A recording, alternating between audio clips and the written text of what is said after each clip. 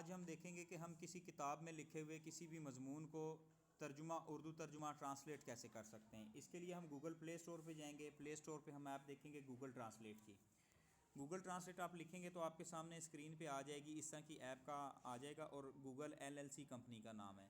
میرے پاس انسٹالڈ ہے تو یہ اوپن کا نشان دے رہا ہے، ورنہ یہاں پہ انسٹال لکھا ہوا ہے گا، آپ اس کو اپنے پاس انسٹال کر سکتے ہیں۔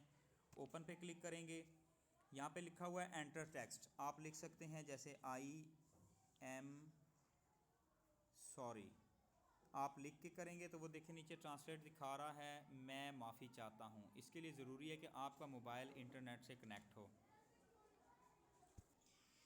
اب ہم دیکھ سکتے ہیں کہ یہ ترجمہ اس نے لکھ دیا ہے۔ میں بیک کا بٹن دباتا ہوں، کیمرے پہ چلے جاتے ہیں۔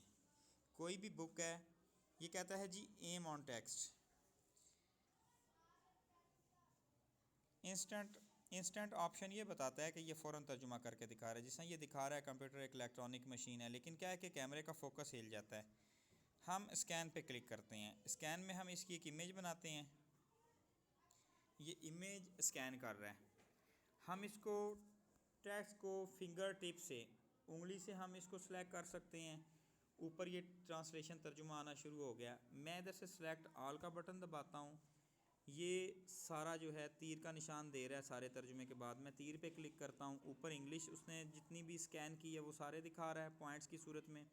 نیچے جائیں گے تو یہ سارا ترجمہ دکھا رہا ہے، جس طرح کمپیوٹر ایک الیکٹرانک مشین ہے جو خام ڈیٹا ان پٹ کو بامعنی معلومات آؤٹ پٹ میں پروسیس کرتی ہے۔ یہ پورے کے پورے پیج کو آپ دیکھ سکتے ہیں اس نے ترجمہ کر دیا ہے۔